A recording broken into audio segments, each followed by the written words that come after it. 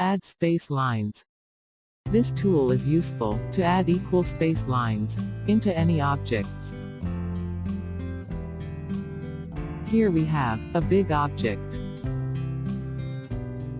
Select the line object and press Tatami Fill button. Press right-click on Tatami Fill button and open its parameter. Here, we will add spacing we want to set between two lines. For an example, here we will add 2 mm. Here, we have set 2 mm spacing in Tatami. That will add half gap between two lines.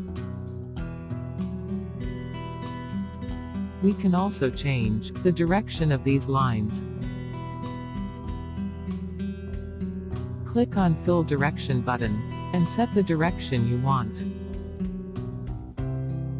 We have set the parameters we want. Now select the object and apply the line fill. Now, this shape is converted back to the line fill. Select the object and press Add Space Lines button. Here, you can see that lines are set according to the spacing and direction we set in Tatami Fill. These lines are unstitched.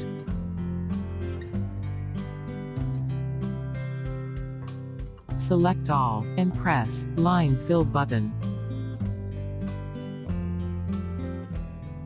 This will convert drawing lines into stitching lines with two colors, green and blue.